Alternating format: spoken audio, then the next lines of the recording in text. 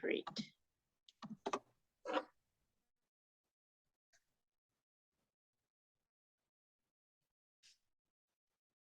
Welcome everyone to our weekly Lunch and Learn series right here on Caribbean Connect.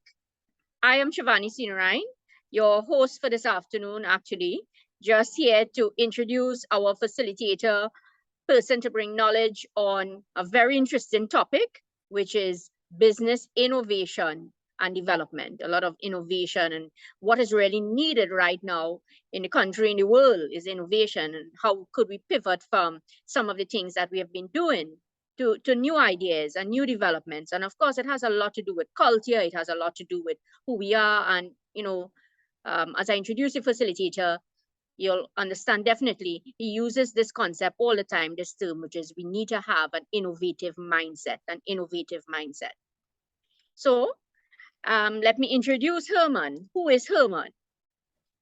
Some of us may know who Herman is in many different capacities. He's not only in innovation, but he's definitely in plumbing and electrical, AC, and all of these trades, and construction, and definitely facilities management, where I know him very well from that background, facilities management. So let me introduce Herman. Herman Herbert has been in the business development and innovation industry for the past 12 years. He's the owner and director of Facilitech, a facilities management firm that provides technology, business development, and innovation consultancy for large corporations, SMEs, and other business incubators. Mr. Herbert holds an MBA in business development and innovation, and he is a qualified level 4 vocational instructor for the NTA. Additionally, Herman is the co-founder and director of the IOT, which is the Innovation Association of Trinidad and Tobago. The IAOTT is a non-profit organization dedicated to the practice, research, promotion, training, and funding of innovation in the Republic of Trinidad and Tobago. This lunchtime session will provide instruction on the following topics: business life cycles, entrepreneurial attitudes and characteristics, knowledge and skill requirements for entrepreneurship, understanding innovation, and of course, the need for innovation in today's business. A very interesting topic, Herman, innovation. It's definitely in the right time. We keep hearing the word business development, pivoting, innovation, new ideas, culture change, mindset, in order to increase revenue and build new knowledge, right? Build new knowledge. But before, you start the presentation, something just came to mind. I had a joke with a staff member recently, and we were in a meeting where someone was telling me, they said, Shivani, if you want a doctor, you want a lawyer, you want an accountant, you want somebody to fix your car, go to Mabel. Well, I'll use a fictitious word, right? A name. Go to Mabel. Mabel is a doctor, she's a lawyer, she's the accountant, she can fix the car, you want furniture, anything, she could do everything. So I said, but that is a good thing. Mabel is what we refer to in the project management world, a generalizing specialist. You know a little bit of everything. So Herman, that is you, a generalizing specialist, but of course you are a subject matter expert too. So great, Herman, innovation, over to you. Thanks again, Herman. Yes, thanks, Shivani, for that very detailed introduction.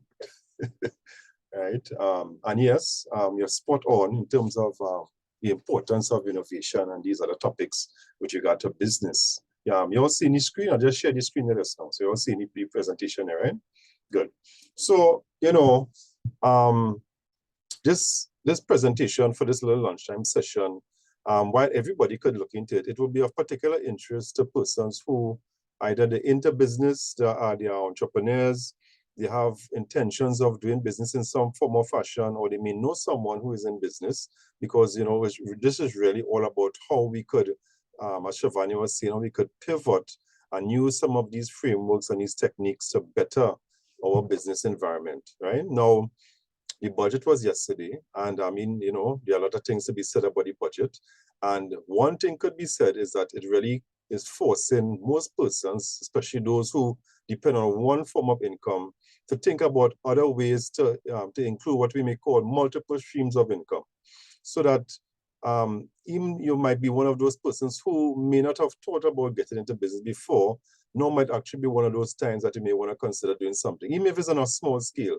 And this type of learning and this type of information that we're talking about today will assist in that regard in terms of how you could really start business, what is required. Do I have the mindset to really get into business? And if I do, how do I start, or what is required, because many people start business, they get into it, and unfortunately, the statistics will show that at least about 90% of persons who start business fail within the first 2 years, and then another percentage will fail within the first 5 years. So that many persons are not successful when they go about, in terms of the first foray into business.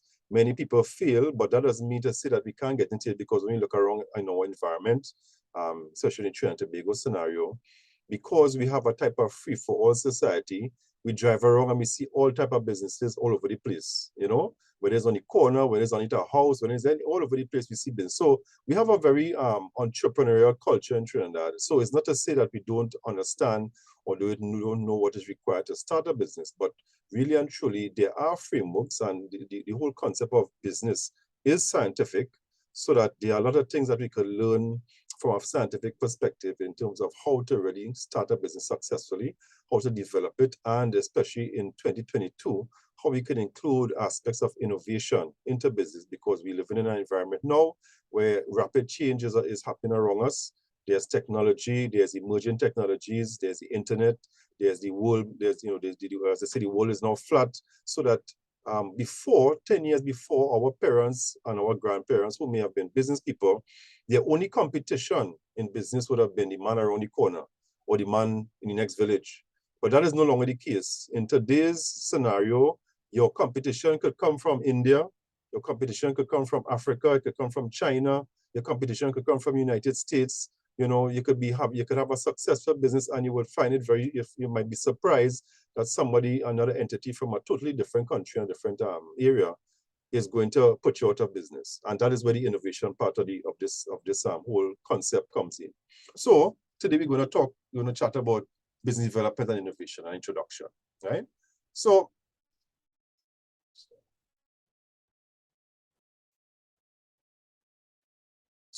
as Shivani was saying, we're going to talk about business life cycles, the entrepreneurial attitudes, characteristics, knowledge and skill requirements for entrepreneurship, understanding innovation, and the need for innovation in today's business, right? So why learn about BDI? We call it BDI. In the circles, we call it BDI, which is business development and innovation. Why is that important? Well, when it comes to organizational growth, right, business development acts as a thread that ties everything together in the company, right? And if you talk, so we talk about everything, we talk about some of the main aspects or the main threads of a business, which is sales, revenues, product offerings, the talent, customer service, and brand awareness, right? Is it in simplest term, business development can be summarized as the ideas, initiatives, and activities that help make a business better. And this includes increasing revenues, growth in terms of business expansion, increasing profitability by building strategic partnerships, and making strategic business decisions. So is that aspect of a business that is really there to really make the business grow, to make it better, to make it more effective, to reach out better to customers, to get better customer service. If it is a product-oriented business, it is to make the product better, to make the product more appealing to its target audience, and these type of different things, right? So that is what business development is really about. So where does the innovation part come in? Well, the definition of innovation, now, this is the thing about innovation, is that innovation, as time goes by, the definition of innovation tends to change, right? But in 2022, if you look at what the pundits call it innovation, the saying is innovation as a concept refers to the process that an individual or organization undertakes to conceptualize brand new products, processes, and ideas, or to approach existing products, processes, and ideas in a new way, right? So what does that mean? There's a lot of words, thing you could get tired with the definition. What does that mean in a nutshell? Well, as I said, in today's scenario, right, what innovation really means is about keeping up with today's competition, keeping up with the fast pace of technology, and being aware that the environment that you operate in is not linear, right? So as I was using the example of before, our grandparents, if they were business people, they would have just had to deal with the guy around the corner as the competition. Now we are living in a world where that is not the case. And in order for us to keep up, we have to innovate. Now, some persons may not think that is necessary. So let me just use an example. I don't know if you all could remember, if you're back in the days, when we used to gather around, in the living room and shell peas, you buy peas in the market and you're shelling peas and things, So the peas man or the farmer who used to sell peas, he would have sold a product at that time, right? That would have required a labor-intensive activity in order for you, the customer, to enjoy the product, right? But because persons have gotten busier, families no longer have the time to do those type of things, that type of product is no longer appealing, right? The farmer didn't innovate. So what is happening today is that, yes, we still enjoy peas, but the peas no longer comes from Trinidad. The peas is now in a tin, right? And because the farmer didn't innovate and didn't think of new ways in which to sell that product, he's no longer in business, right? So you no longer have farmers selling green peas in Trinidad. You may have one or two people doing it here and there, but in general, that whole sector has been totally obliterated because of the peas in the tin. And we move further now, where we see, and before again, look, remember coconut, what do you call it? When you're making those type of meals where you need coconut milk. Pilau and stuff. Pilau and thing and right. Kalaloo. Right? Kalaloo and them thing, right? Now, traditionally, what we used to do, we would go in the market, right? We would buy our old the coconut shell, we'll come home, grate it, or put it in an osterizer, and go through all that sort of headache to get the coconut milk. Now, some people still do it, but what we have now is a product where you just tear the paper, right, open the pack, and voila, you have coconut milk, right? So, and where is that product coming from? That product is not coming from Trinidad. That product is coming from outside. So the local coconut vendor, the coconut farmer, who would have benefited from that business, he no longer has the share of the market. Somebody else has the share of the market. And the reason why that is happening is because he didn't innovate. And that is what modern day innovation is all about, right? So it's about looking at the future, looking at this environment that we are in right now, and understanding that as popular as your product might be, as your product offering, or even your service might be, at any given point in time, your competition could come from anywhere, right? And dare I say, think about the doubles, right? That is so popular in Trinidad and Tobago. Suppose some foreign entity comes down, sees this product, and figures out a way to sell this by the tin. What do you think is going to happen? People might come to the realization with, I don't know how to go outside and stand up by a line and wait long to get doubles when I could just pop something in the microwave, right? And get my doubles instantly, right? So are we going to wait for some other person who has the business thinking and has the innovative mindset to do that? Right, and that is the world that we live in right now, where innovation, right, is required in order for you to keep up with the times, in order for you to remain competitive, right? So when we look at one of the benefits of innovation, is increased productivity, right, for individual processes and business models, among others, right? Simply put, innovation presents new ideas, business leaders and business to increase efficiency with minimum resources. Furthermore, reducing business and other risks, right? And the best benefits, so when they bring the business development and innovation together, what are the benefits? What are the benefits of BDI? It's improved productivity, reduce costs, right, across the business, increase competitiveness, because now you're in a position to compete with persons who may have better technology than you, right? Improve brand recognition and value, because if you are considered as a player in the industry, as somebody who is innovative in your product offering, that by itself increases recognition of your brand. People now come to you because they realize, okay, you are doing something different. You're offering something that nobody else is offering. And just being innovative on its own creates market value for you as a product, right? it also opens up new partnerships and relationships within the market, because other aspects of innovation will let you understand that sometimes in order to innovate, you have to partner with different entities, different players, sometimes players in the market that you wouldn't normally partner with, right? So we have, when we look at some of the the big business gurus, right? When you look at America and so on, we are seeing where traditional tech companies or traditional or companies that would have been traditionally into certain segments, they are now expanding their business models and going into other segments that they wouldn't have normally gone into, and actually now partnering now with other players. So like for example, when Apple was preparing to come out with the Apple Watch, they would have partnered, because remember before the Apple Watch, Apple really just used to deal with cell phones and other type of IT products. But to get into the watch market, they would have had to partner with other players in the industry that would have been accustomed dealing with watches, knowing how to put together a watch, how to with the technology that dealt with watches and so on. And that initial foray into the watch market would have had Apple as a IT company or as a tech company partner with certain individuals in order to produce what we call today the Apple Watch, right? So that is just one example of where new partnerships and relationships are required in order for you to innovate as a company, right? And then you get also increased turnover and improved profitability, right? So let's take a look at business life cycles, right? So for the purposes of this rest of this discussion, what I like to do is use, for example, because I like to use local examples. I mean, yes, we could use foreign entities that we will also know, but then sometimes it's good to really use, so for you to get a better appreciation of what we're talking about, it's good to use local examples. So there are two companies that I work with, Trinitwin Enterprises, right? They are a product type business. They sell garlic sauce, pepper sauce, and during Christmas time, they will have a chow chow, right? Normal, nice, decent business from, developed from a, home-based kind of cottage industry, right? So this is what Trinitwin, what they mostly, and a lot of their products can be found in a lot of supermarkets across the country.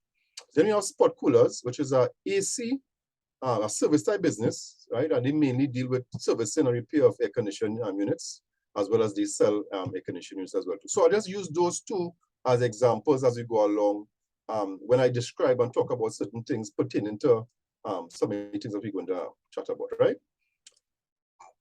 So we're talking about traditional business, like the traditional business life cycle model. And why are we talking about this? We're talking about this so that what it kind of illustrates to us is that a business, in most cases, has a life cycle. It is not an indefinite thing. And even if it is indefinite, it passes through certain highs and lows as it goes through its progress and its its lifetime, right? So it's important to know this when you're in business, whether you're in business or you are getting you're going into business. It's good to understand what are the different stages of a business life cycle. So usually it starts off, and this, by the way, this particular framework is what we call the conventional or the traditional business life cycle. There's another framework that I'll talk about a little later. So, so we have on one axis the sales and the other axis time. So that when you start off in business, naturally, getting to know your market, persons don't getting to know who you are, setting up, I mean, nobody knows who what you're doing. So for that first, whether it's months or sometimes even years, that is the introduction stage, and that will be low part of the curve, where sales will be at its slowest. Sometimes it is even learning curve for you as a business person, because there are a lot of aspects of that business that you probably wasn't aware of, right? And sales will generally be slow. You will get a high cost per customer. There would definitely be some financial losses along the way, because as you say, you're learning to do things a particular way. So as you make mistakes, there will be losses, and you would have probably at that time you would have to now spend money and do a lot of marketing, to compete against some of your major customers, right? And then as you begin to move and grow, and if everything works out good and you don't shut down your business, you go into the growth stage, right? Now, normally the growth stage takes place after about, on average, after about 3 years of business, right? And you go, you do it, so you at this stage now you have an increase in sales, cost per customer falls. You would have now been able to have a better understanding of what your target audience, who are your target audience and what your target audience wants. You would now be able to differentiate amongst your customers so that you now realize, okay, if it is time to do something differently, this is what I need to do. If it's a product related business, you know, you have to change certain aspects of the product, or you have to distribute this product in certain areas. You have to change certain aspects of your packaging, you know, or you may, if it's a food product, you may have to change the taste, or you may have to, you know, different things you may have to do. So all that now comes into the stage where you would have figured all these things out, and now you have a particular target customer. So now you're actually now starting to get into that growth stage. And as you begin to grow, and sales begin to increase, and the business now start to pick up length, as we would say, using local parlance, right? You will get into maturity. Now, maturity, if you're fortunate, can last many years, right? And for some businesses, they actually plateau at maturity. They stay at a mature stage, and their sales generally do not decline, because in many cases, some businesses would have kind of niched, you know, put a certain type of, their product would have been unique in the market, and you would have had very little other persons who would have been able to, or competitors, let's say, like for instance, certain products like Quaker Oats, Milo, Ovaltine, these things, while they may have experienced some sort of decline over the years of the products, their product have generally reached a particular stage of maturity. And most persons, when they go to the grocery, they go directly to that product. There isn't really any real competition, because you would have already gotten accustomed to the taste of that product, right? And that is it. If you're talking about car sales, it's very much the same thing. You know, sometimes if your first vehicle, you know, was a particular brand name, if it was a Toyota, it was a Mitsubishi, or whatever the case is, you will most, and you know, you were satisfied with that product, you will most likely stay with that particular product, and you will be one of those type of customers that will always purchase from that particular brand. And that is how it is with a lot of major brands, right, that are on the market. They would have remained on plateaued at a maturity stage. So that sweet spot of being able to maintain maturity is what most is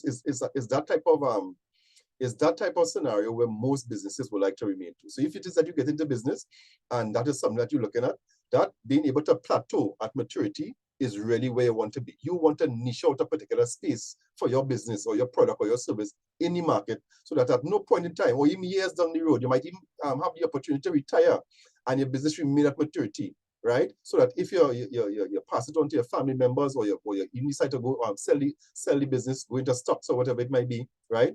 That business never really would have decreased in terms of its sales, because whatever you would have done successfully would have put that business and that product or whatever it is that you have at maturity, and would have stayed at maturity, right? Now, for other businesses, on the other hand, now, they would meet maturity for a certain period of time. They would have been there for a number of years, and then sales will start to decline. And that happens for a number of reasons, right? Competition is one of the major reasons, because if it is a particular type of product that has that a lot of competitors come into the market, there's low barriers to entry, right? You would find that pretty soon a lot of other persons doing what you're doing are probably doing it better, right? Ketchup comes to mind. So at one time, when we were much younger, there would have probably only been one brand of ketchup in Trinidad, right? What I would have been, Shivani, that would have been what? Tomato ketchup. Matux? Matux, yeah. Right? So most of us... Heinz now. Huh? Heinz now, right? Well, Heinz was right, but I think I could remember Matux being like the ketchup most of us would have grown up. You say when you go through, you've seen one or two brands, and Matux would have been the kind of go-to brand, right? Now when you go, I think Rodney was telling us which one, you know, Rodney? Swiss. Swiss. Okay, well, Swiss is recent. Matux was there much longer than Swiss. Yeah. Right, but the point I'm making is that at one time, Matux would have had the market share, right? They would have had maybe 90% of the market share of ketchup sales in Trinidad. And if we were to use the same curve on that product, they would have had a maturity stage that may have been probably in the 80s, 90s, you know. they would have been mature, they would have had, you know, maximum sales. And now as other players come into the market, like the Swiss and the Heinz and the, you know, who else, boy? You know, all the other players, Mabel's, you know, all these other brands and so on, they would now be experiencing decline in sales. So what is there to do now? Well, you notice that what they're doing is selling different types of ketchup now. So you have barbecue sauce, which is a type of ketchup, right? You have, what else? You have a kind of spicy ketchup, right? And these are the type of things that these businesses will do in order to get back on top, right? And all that is part of innovation and business development. So you have a product, the product is now experiencing decline in sales, competitors are coming to the market. What do, right? You have to find ways now to make your product more appealing, or look at other what you call product extensions and other aspects of your product now to get in there and to recompete and to make your brand more relevant, right? So this life cycle is basically what you have for most businesses, right? What they call the business life cycle. So this is just a little idea of what the life cycle for Coca-Cola, which is the most popular product in the world, right? And they as well would have experienced that same scenario where at one time, because I mean, Coca-Cola has been here since I think the 1800s, right? So they would have survived the whole 1900s into the 21st century now. And we could see now that even though it's still the world's most popular product, they would have experienced a very long maturity stage where when you go to the grocery and you're feeling fast soda, the only thing you're going to choose is a Pepsi, is a Coca-Cola, all right? So they would have had that market share for a number of years. And then obviously other players got into the market, other people start selling similar things. You know, you would have had the Pepsi, you would have had other type of you know, soft drink makers making some version of Coca-Cola, right? And then naturally you would experience a decline. So what did Pepsi do? Did anybody know? It's like in this modern scenario we have right now, as a way of getting back on top and maintaining their sales, what did Pepsi do to remain competitive? Anybody? They didn't buy out certain things. They bought out certain other products. Yes, correct. So one of the things that they would have done was buy out certain other soft drink companies, as well as get into other type of markets, right, to remain relevant, as well as even get into the food industry, right? So they have shares in KFC, they have shares in Subway, they have shares in some of the other major fast food outlets. So what you'll notice is that a lot of Coca-Cola products would be married to fast food products. So for example, they would have shares with KFC. So the only drink you will find with KFC, I could be making a mistake between Coca-Cola and Pepsi here, but it's the same concept, right?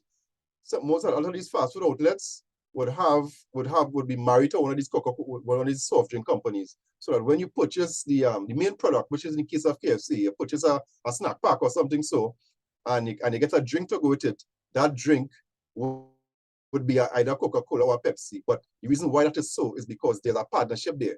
And all the drinks that they would have on offer, even though it may not be Pepsi or Coca-Cola, is the same company supplying those products, right? So if it's in the case of Pepsi, Pepsi will also be supplying like the Sprite and the Mountain Dew and all the other stuff, all the other drinks, flavor drinks that you will get when you go to these fast food outlets, right? And that is what they have done, using their dominance in the market to be able to have that kind of imprint on these fast food outlets and make those partnerships and actually buy over certain shares in certain companies so they can have a say in this thing in order to remain on top and to remain relevant, right? So this is how the product life cycle is in terms of drink. So outside of that now, there is what is called an alternative practitioner view of the business life cycle. And this was done by a guy named Professor Butler in 2006.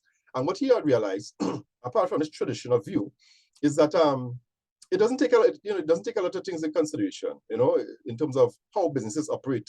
And what he says is that, not all entrepreneurs want continuous growth. Some will just want to operate a lifestyle business. Anybody know what's a lifestyle business? What do we call a lifestyle business? Anybody ever heard the term before? Lifestyle business. What I mean? No? I've never actually heard of it, but I assume that you're talking about probably the best example I could probably think of is like yoga or something. Right. Yoga? Yeah. Oh. Right. Right. So the name might be a little, when you hear lifestyle business, and they might throw you off a little bit. So what a lifestyle business is when persons open a business really just to maintain the lifestyle, right?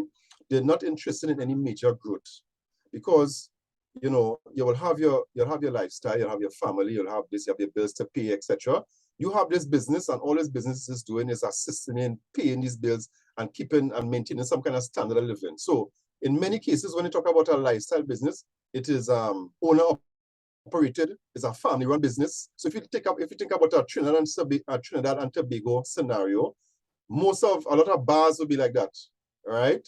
A lot of small groceries, the mom and pops groceries and what we will call a parlor, those are lifestyle businesses, right?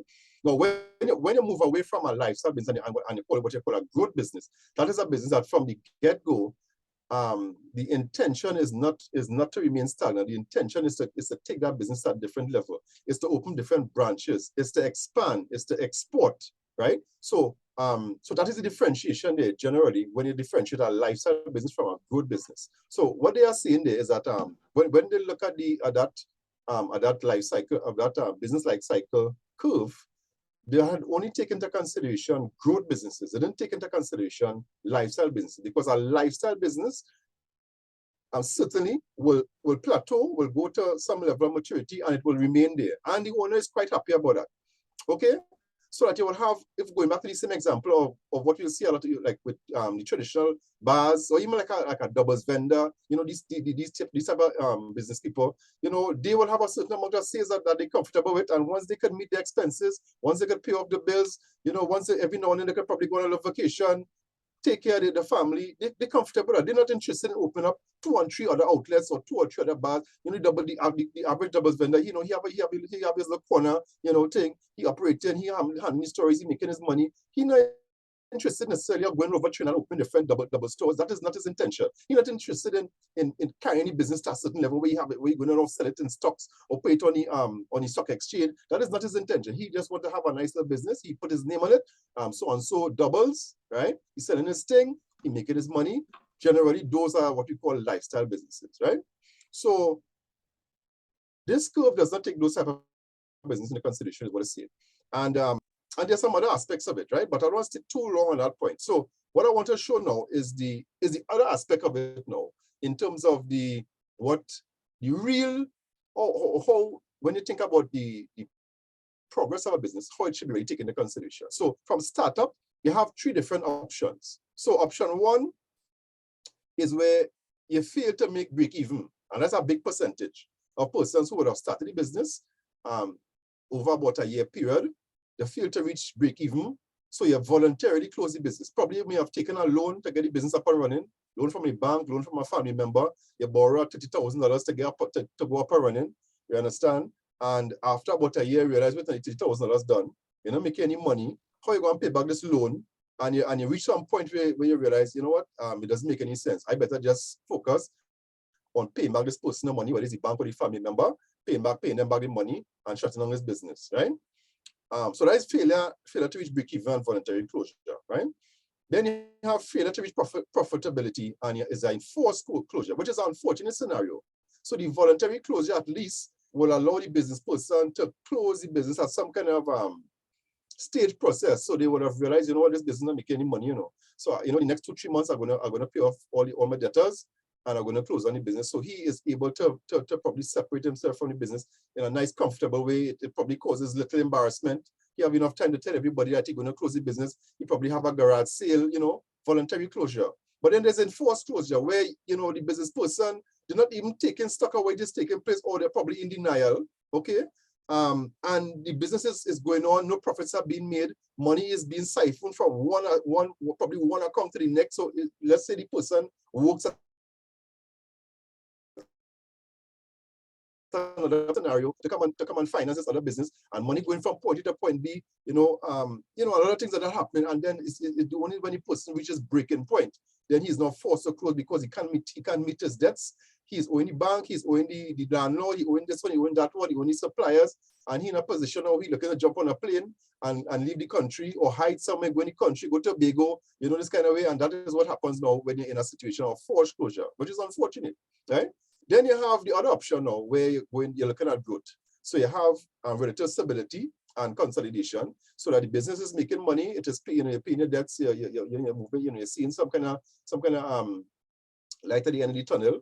And now there's a decision to be made if you decide, do I consider growth and development, or do I make this a lifestyle business, or just keep it at this stage, so that if it is that let's just say, so let's use the example of the examples I was using earlier on. So we have like the Twin, right? They as I say, they make the garlic sauce, they make the pepper, they make the chow and so on. So at this point, that is a lifestyle business, and they're in the growth stage. So let us say at some point they reach growth and development, they can make a decision. They could say, we want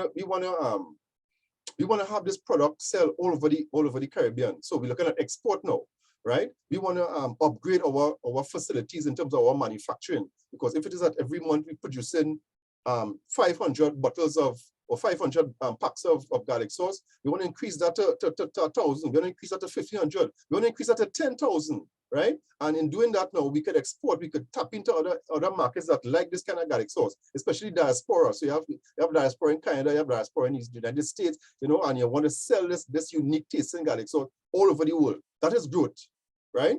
And now, once you start to get into that phase now, that business no longer becomes a lifestyle business, because in order for you as an entrepreneur to get into that phase, it requires you now to have to rent out space, because remember, in most cases, a lifestyle business might be a little setup on your house, inside your living room, you set up as a kitchen, whatever it is, or you might be renting somewhere, but it might be minimal rent, minimal overheads. But when you start to now go into that growth and development space where you have to buy big equipment, you get into big manufacturing, you're hiring a big set of staff, you have to now get vehicles to do transport and to do deliveries, you have to carry your product down to the port, you have to, so there's a different kind of setup now. You have to hire people. That's good. And along with that comes more work, advantages, disadvantages, and as the entrepreneur have to know how to manage that. And then now, as you continue that growth phase now, you have further growth. You have where now, you could become regional, it could become international, because we know a lot of companies here in Trinidad that have gone regional and have been very, very successful in what they're doing. Like the same with Tooks, Sunshine, who else? A number of companies. And Shabani, who else we have, has gone regional and international? Some of the local brands that have done a good job at their growth stage. I'm thinking out loud. I'm thinking about who I know. I think Twigs. Maybells too. Yeah. Well, Twigs is tea. Maybells is also a regional brand. You could go over the Caribbean and see Maybells. Rodney was in. Chief, yeah. Yes, Chief is regional. We have any international brand? You have any brand where you could go Germany, or you could go as far as Russia and see a product? I think they're doing a lot of the rums now. Angostura. I was coming to that. Our major international product is bitters. Bitters. Go anywhere in the world. Yeah. Go anywhere in the world and see Angostura bitters. It is unique. And if you want to take a lesson from that, in terms of, if your intention is to get into that type of business, making products and so on, what is that flavor, right, that they have captured, and is that unique taste for that bitters is what make them number one in the world when it comes to bitters, right? So and did you see too, Herman? Sorry, did you see that the different flavors? I know you were speaking about product extensions. Right. So you had the typical, and then orange bitters, and now cocoa bitters a little while ago. Cocoa bitters. So that is the innovation coming into play now. You understand? Exactly. So we don't already see much of that here, but it's possible that on the international markets they have those type of bitters. So Angostura saw the need now to do those product extensions. Or it could be that they just realize, let's try these different flavors to see if you could capture more market share. You understand? So all these are aspects in terms of how you can innovate on what you already have, right? So that is it there basically, and in terms of the business life cycle, right? And there are different stages, right? This is a big table, so you don't get too much into this, but you know, there are different stages as you go through from startup and to growth and development and all these different things, right? With business. So let's look at some entrepreneurial attitudes and characteristics, right? So they have the motivational characteristic. What motivates persons to become entrepreneurs? You know, where do they get that motivation from? Well, for some persons, you know, is profit wealth creation, right? They want to create wealth like everybody else. Sometimes it's something about personal achievement. You know, you probably have this skill, and you know, you always tell yourself, boy, I want to do a business doing it. I remember with me, one of the first kind of business I got into, I always from ever since I was young, I like fishes, you know, mining fish, goldfish, guppy, canal fish, all them things, you know, from young I doing that. And then when I got a little older, I decided to take that passion into a business, you know, started to actually sell fish. So persons who think I would sell to the pet shops. And then I started to do, you know, with that knowledge, now I started to build ponds, do aquariums, you know. So that is a kind of personal achievement, satisfaction, type of passion, type of business. And with those type of businesses, unfortunately, profit is not the driving factor. So for some persons, they become lucky where they're able to make a good profit from a business that is really driven by passion. But then for most persons, because you know, the monetary value is not the major driving force behind what they're doing, the business will tend to lack structure, right? And lack that type of what's the word I'm looking for? That type of rigor. I'm gonna use that too. That type of rigor that is required for a business to run successfully. So there might be lapsing with your finances. You probably wouldn't have a proper structure in terms of how you charge your clients. So today I charge Shivani $100. Tomorrow I charge her $50. And next day when I see her, I say I charge her $25. You know, no proper structure. You know, sometimes I don't know if some of you go by the barber or you go by a hairdresser or you go by some other business person like that, and you go one day and they give you a price.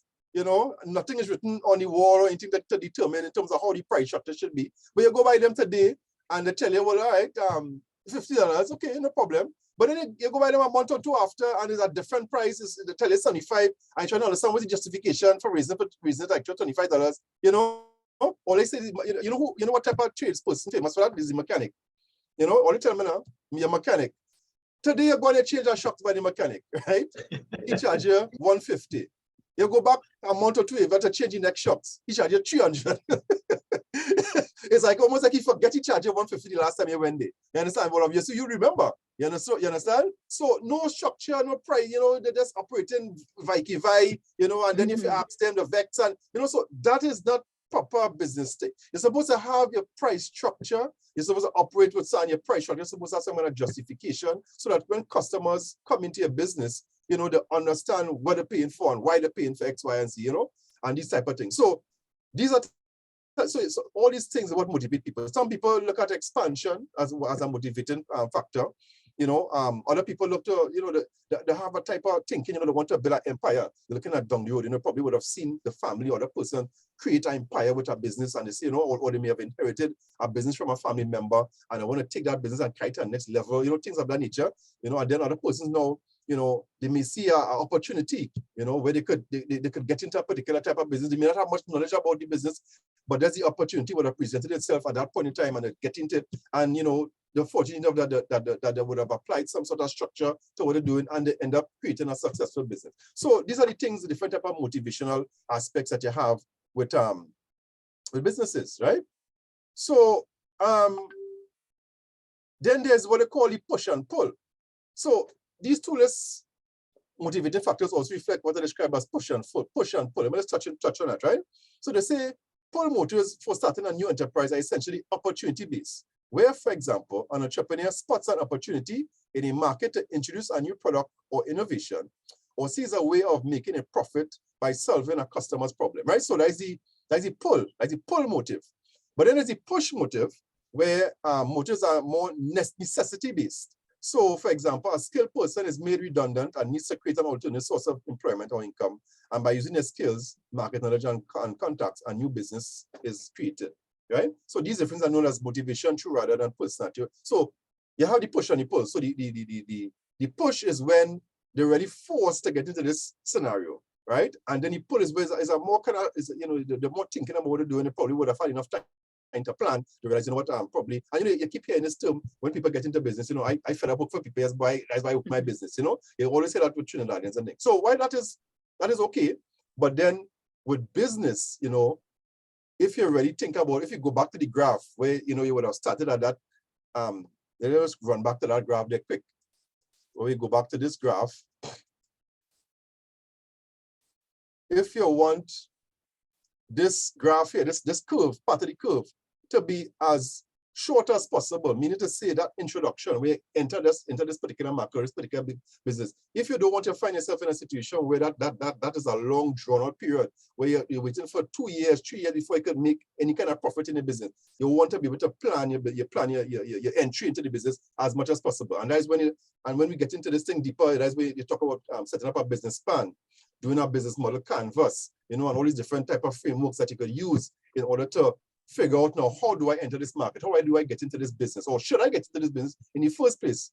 SWOT analysis. And Shivani, all them kind of different things, right? So then we have behavioral characteristics, right? So we talk about the motivational, let's look at the behavior. What are some things that drives behavior with entrepreneurs? Entrepreneurship is a pursuit of opportunity beyond the resources you currently control, right? So it's not just about profit and growth, it's about attitude, right? And some of the attitudes that go with it is, be able to spot opportunities. He's a very opportunistic person. Sometimes the word opportunistic is used in a negative way, but it doesn't necessarily mean that. It just means that, hey, you know what? You know how to see an opportunity and you know how to move towards it and not let it pass you by. You understand that opportunities, just sometimes that you might just get 1 or 2 of a particular type of opportunity in a lifetime. So when it comes your way, you make good use of it. Yes, Shivani?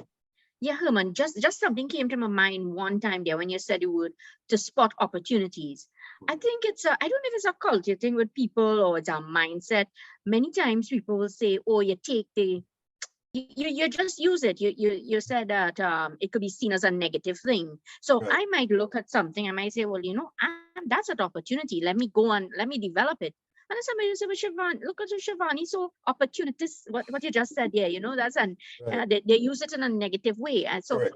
Right. I think it's a mindset, and this is something that we need to do a little more work on, because some people might want to go into it, but they feel, let me say, no, people gonna say, I copy the idea kind of thing. I copy the idea. Right. So it's something that needs to be developed more with people. I mean, I guess it's a trait that needs to be developed. That don't worry about it. You see an opportunity, you go for the opportunity, and go for it. Exactly. So with that same thought, when you think about a lot of persons, a lot of business people who would have been successful, when you hear the Steve Jobs story, what happened with him is that he had a friend, right, who was into IT, because Steve Jobs really was never an IT person. And he would never came from that background, but he was business. He had a business mind.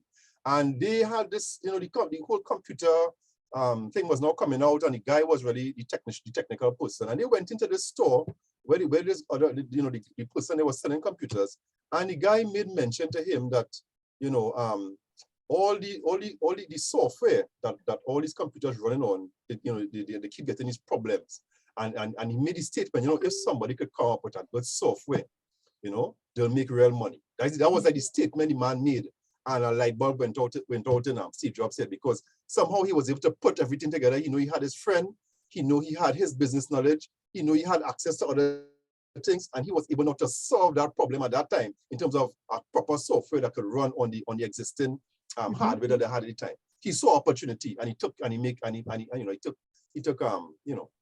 he went behind it. When you think about Facebook, Zuckerberg, and all these guys, opportunities was presented to them, and they just went behind it. They had the mindset to go behind. So that is what it's all about with business. Being able to spot opportunities, as I say, take calculated risks, formulate business strategies, and create and exploit networks. That is also very important.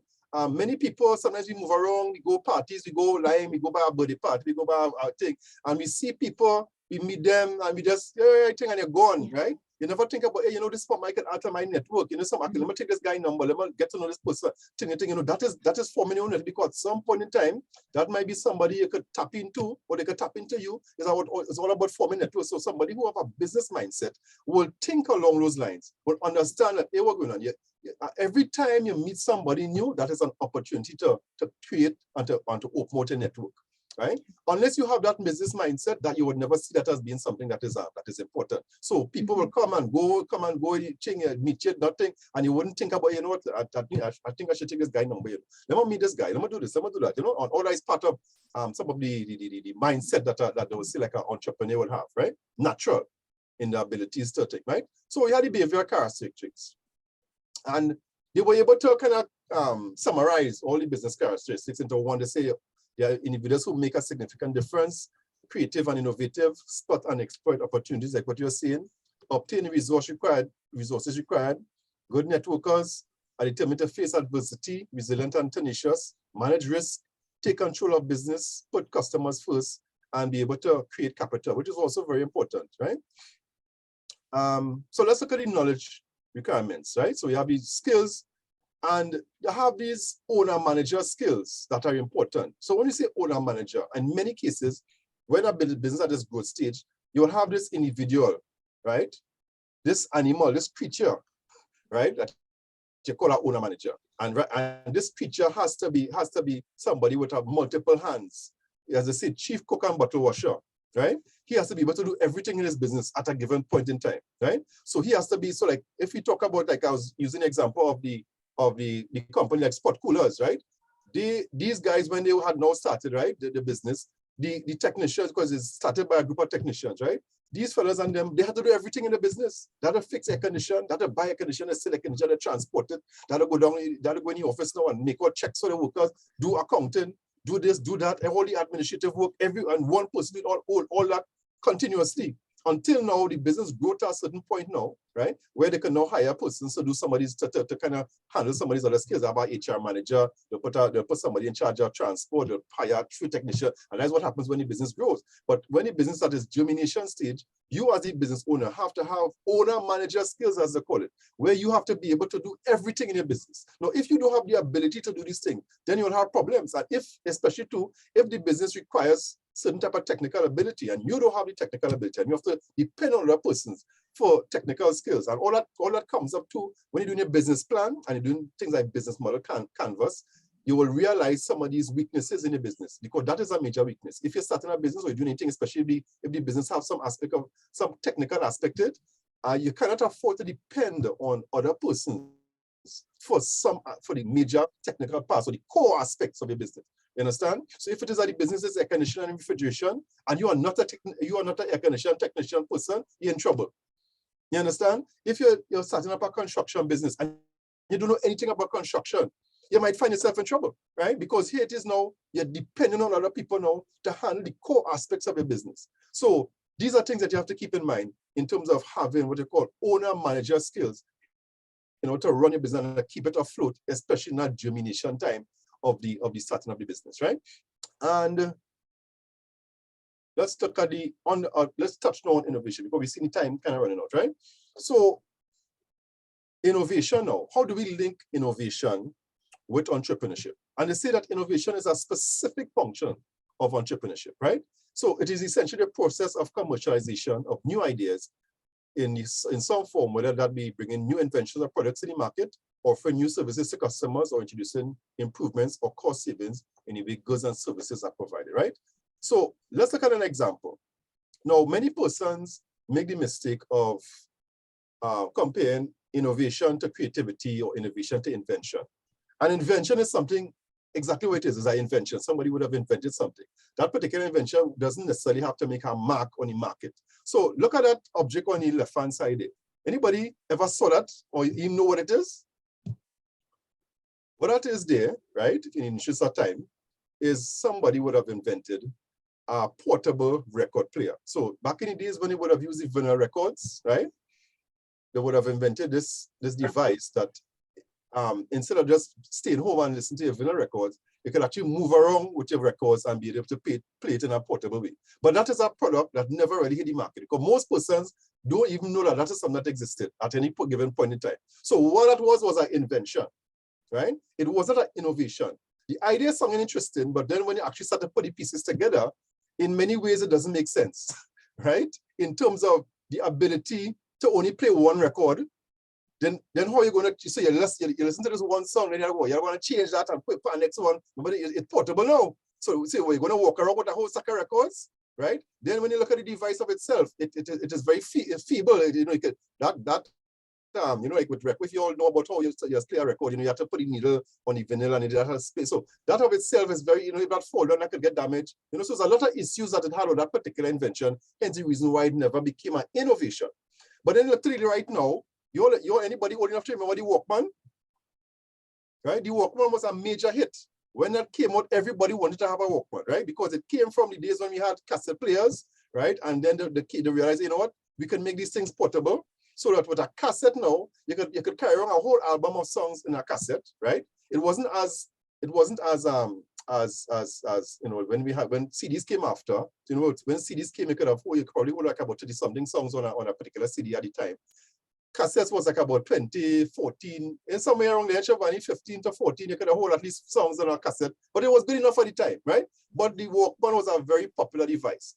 That was an innovation. That made a lot of money for Sony, because that was a Sony product at the time. And actually, if you go back into the history of Sony, that product is what put Sony on the map, right? Because prior to that, Sony was an electronics company. Yes, they were making products, but they never were able to really compete against the big giants at the time, which was like the GEs and the Westinghouse and the Porter Cable and all these different companies and things. Sony, a Japanese technology company, after they came out with the Walkman put them in a different category because the sales were astronomical. And so what they came out with there was an innovation. And then with innovations now, what you'll find is that people build upon innovation. So that after the Walkman, what you had after, anybody could remember? What was the next product that took the same idea of the Walkman and took it a step further? The portable CD player. What am I telling you about? Right? After the Walkman. We don't have some age or what? We are the young people on the crowd here. It seems so. Then it was the portable CD player, right? And then after that now came another innovation that took the same idea and took it a next step further. No, anybody? After the portable CD player? Yeah. MP3. What's that? MP3s. MP3 player. All right, yes, Apple always, came up with correct, MP3 correct. player, right? MP3, So, yeah. right? So you see now how innovations build on innovations. So Apple, because that was when the MP3 came out, that was a big seller for Apple as well too. So Apple really have to thank Sony.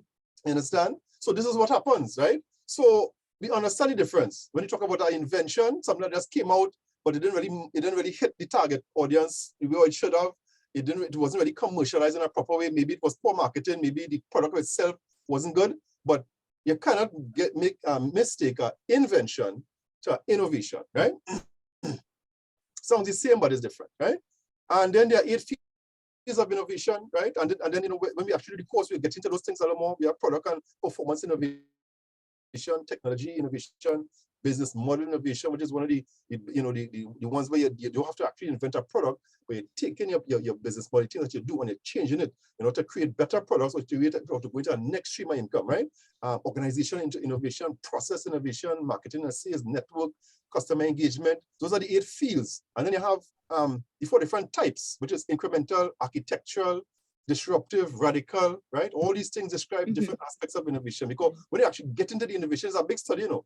Innovation of itself is a big scientific field in terms of how when you start to understand how businesses now could be disrupted, how you could take certain type of business models and make them better by actually creating and using certain scientific principles, right? Training persons into understanding how to identify opportunities and take those opportunities now and bring them into innovation. Because some persons may have ideas in a business, good, but they don't know how to convert that ideas into actual product, right? Or something that is commercially viable, right? So, so just like for all, I mean, I don't know the history of the packed coconut, but suppose there was some person working in some kind of coconut factory and realized, wait, no, boy, this thing, we could pack this thing, boy, and he go on off, he leave the company, and he do so, and he, you know, create this thing, and you know, so that is innovation.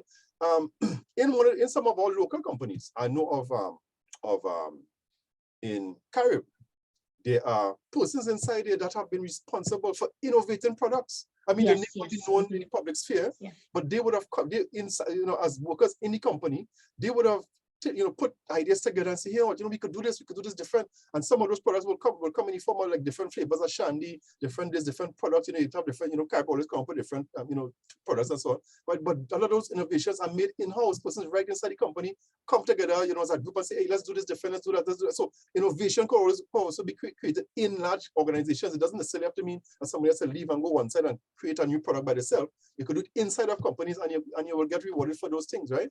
So all these What are you're talking, sorry, Herman, you know, it came to mind. What you're talking about is innovative mindset and culture. You know, not all companies may want that, or, you know, that type of, you know, we talk it, we preach it. Alwyn in the call too might, you know, discuss this. Everybody preaching something. Yes, we want innovation, but you have to create the environment that people will I mean, I'm will just want to, tricking off from your mind, yes, from correct. what you said. Yeah, You know, not everybody. And then you might say you may have an innovative department within. I know there was a point in time, a lot of organizations, this is what we were preaching, to have an innovative department or innovative unit. And I mean, you mentioned Carib too, you know. So there are a lot of organizations that can have a separate unit made up of people who, you know, have that kind of mindset. But then there are different schools of thought. People might say the innovative way, everybody needs to develop innovation, and, you know, all managers,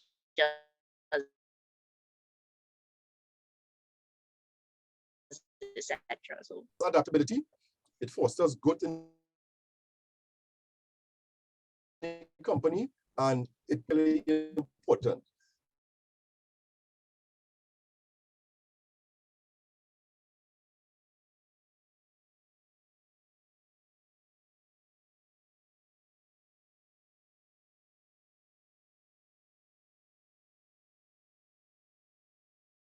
Entities now, right? Biological entities, human beings, could now tap into digital devices seamlessly. That is the fourth industrial revolution we're getting into, right? And as we move towards that goal and towards that end, we're getting very close. All companies, you see, like when how we passed through the COVID-19 there recently, right? And we realized that as a result of this global pandemic, everybody had to figure out different ways in which to do things, right? Whether it's working from home, whether it's coming up with different products, all these different things cause a worldwide change in many things, right? So, but we don't need to wait for a worldwide pandemic, right? We know that something is coming. We have what are called emerging technologies, right? 3D printing, blockchain, internet, digitization, right? A tongue twister there, right? And a whole bunch of other new technologies are coming on the horizon and are going to make a global impact in the way how we do everything. You know, when the first time I had used Amazon, right? Siobhan, I don't know if you had that experience too. You know, I was so amazed that I could just go on my computer, right? And just click. And in a matter of weeks or sometimes days, something that's coming from so far, coming right at your doorstep. Yeah. I mean, that was so amazing because I still amazed, Herman. I still be amazed at that too. I find this is so wonderful technology. You understand? And you're right here in Trinidad, you can't get certain things. You understand? And you know, why are the local companies not innovating to do a similar thing? Why we have to drive up and down in the bamboo and up and down to get a car part? Why we can't stay from home and go up on our website and you know and get a particular car part either delivered to the mechanic or delivered right at your home? You understand? You know, we reach the age where this is necessary. You understand? And as a matter of fact, what you have happening now is that person cause the kind, you know, we as a stain on the car parts, because you don't have, you know, there's issues in terms of getting car parts in Trinidad. You have to be forced to order things from quite China, all over the world, Germany, if it's a European vehicle, and so on. And you have to bring down these parts on your own, right? That shouldn't be. Somebody's supposed to figure out something by now if we're thinking along the lines of innovation, because the technology is there, you know. It's just the mindset you need, and for persons to put the pieces together like the Steve Jobs, we see that there's need for certain things. Right? Understand? Hey, so just as how the person would have told Steve Jobs, hey, anybody who could come up with a software to solve this problem with the computers would be a millionaire. right? We can make the similar statement. Anybody who will come up with the problems that we have in this country with regard to retail, getting things faster, right? Access certain products and services without having to physically leave your home to go and do things. People who could figure out these things are the millionaires of the future. So do we sit down and just relax and say, well, let somebody else figure that out? Or do we jump into gear, right, and become entrepreneurs and think about innovative ways of getting these things done? It might be me because I may not have access to the things that some other people might have access to. But if everybody thinking along the same lines, all of us can be part of that global revolution, of that local revolution in terms of getting where we need to be. But if we just sit back and relax and say, well, let somebody else do it. That's how it is, boy. That's what the thing is, and all this kind of thing. We want to reach anywhere as a country and as a people, right? So that is the importance of innovation in terms of getting there and realizing that we are part of a worldwide system, right? Is no longer will be here and quite across is America, quite across it. No. All these places are hours away, right? Hours away. You just jump on a plane and reach, right? Or you just go up on a computer and you pull long information, or you pull or you access products, right?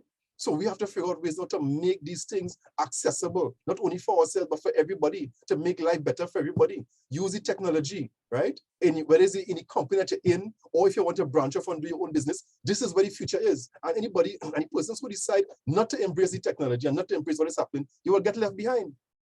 And you will be balling now when you have a problem because in Trinidad and Tobago right now, to me, it have two sets of people, right?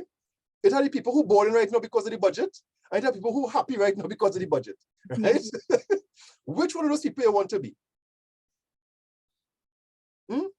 I want to be happy, so I want to right? be with the happy people. Exactly, right?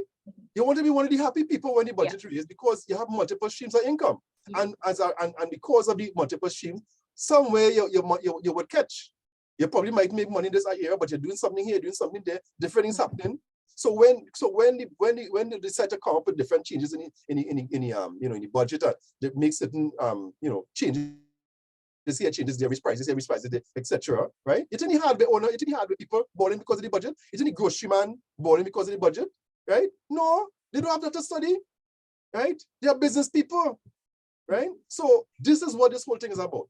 Understanding the importance of innovation, understanding the importance of being entrepreneurs in this day and age we are in, understanding the importance of business development, how we could incorporate this thing into our own lives now, become business people, become entrepreneurs, create an entrepreneurial culture amongst ourselves, and really get it where we need to be. And stop just complaining like the average Trinidad. Oh God, this the budget boy, Rowley, in Burton and boy, they must waste of time. Right? Come out of that, right? We have to be on a different level, right? Them fellas could do what they have to do. We have, as citizens, we have very little control over what they do on a daily basis. We only have a choice after every 5 years, right? And that is not a viable way of operating, because you could decide about one change the government, and then the next government come and the same nonsense, or you're hoping that the government change and it's the same government remain in place. So that is not a viable way of operating. You have to figure out a different way to make your life better and to make things better. And one of the best ways is entrepreneurial endeavors, right? So that's where we are now, and so hopefully you'll be part of the business development innovation course when we start in October the 18th on Tuesdays. It will be 6 and 9, right? So Shivani, I don't know if you want to share the contact information, because not on this slide here. If they want to call, right? So thank you. Yeah, thanks, Herman. Definitely, I know a lot of persons will want to get more information on business development and innovation, the actual program itself that we have developed, and I'm seeing some persons on the call here who are PMs, project managements, and this is one of the training programs that will give you PDUs, right? For those of us who know that type of business, professional development units, that you could keep your project management status. So this is such a great talk, a nice conversation that we had on business development and innovation, Herman. So are there any questions? I'm seeing Alwyn. I know Alwyn, may have a lot of questions or some comments, suggestion. Alwyn, anything you want to say? Joshelle, I'm seeing Joshelle. No, I think is probably more of a comment than anything else. And I must admit, Herman, that I really do like your energy. It's not very often that you find facilitators with the level of enthusiasm that you have exhibited today. So thank you for that. But apart from that, one of the things that I noticed you didn't touch on was the issue of like finance, right? Especially in the area of like small businesses, you know, where you may want to expand. You have an idea and you may want to expand, but you're limited by access to capital. And this is something that I've heard, complaint that I've heard many times before. So I just kind of wanted to throw it out there that I know it is a common challenge where innovation is concerned. Access to like gaining access to the equipment that you might need, access to the personnel that might help you develop your idea or your product further, things like that. Do things, even something as simple as doing market research, and they can't afford it. So I just wanted to just kind of share that observation that I had. Yeah, well, we definitely will touch on those things when we get into the actual course, but so just to answer what you're saying there, as you may know, but if it's product development, there are different stages of product development, and every stage of product development, they have a funding mechanism that you could work with, right? So there are persons or entities that could fund you from concept stage and bring it to some sort of proof of concept. And then you could get a next set of funding from proof of concept now to commercialization, and you know, different aspects of it. So we, you know, it's a topic that we could discuss, and we could now look into who are the local players in the industry who facilitate that type of thing. Because in Trinidad and Tobago, there are players, there are persons, there are entities, government and otherwise, that facilitate growth, that assist with funding, right? But it's different aspects of the business. And then you of yourself as the entrepreneur have to be prepared from a paperwork standpoint, you know, to access the funding. So it's not as though you can just walk on the doorstep and say, could you give me funding? You know, they will ask for certain things, and we will discuss what we're looking for, whether it's business plans, business models, proof of concept, you know, different aspects of what some of these entities ask for, right? Sometimes they want to see certain aspects of compliance. So, you know, all depending on the nature of the business, you may have to have your NIS organized, you have taxes, so, you know, all of the different things. So that topic of itself is a big topic. Yeah, no, right? But thanks for raising it, and yes, we'll definitely cover those things when you know, in the course. Yeah, you're right. Yes, thank you for that. Yeah. Thanks, Alwyn. So thank you. If anyone would like to, you know, make any comment or probably share anything, feel free at this point. So what I would just like to say, you know, if nobody is coming to ask anything, I'd just like to say thanks, Herman, for again being part of the Lunch and Learn series right here on Caribbean Connect. And as most of us know, Caribbean Connect is all about bringing knowledge, is all about change management, pivoting, upskilling, growth of businesses, and making sure that persons can continue on sustainability, which is through training and development and sharing knowledge. So thanks, Herman. And next week, we have another interesting Lunch and Learn series, which is on leadership again with Aka Ali. So thanks again, Herman. We're looking forward for this particular program as we get more information on it, business development and innovation, a very, very interesting topic for me. Thanks again, everyone. Thanks for being here. See you again next week. Thank you.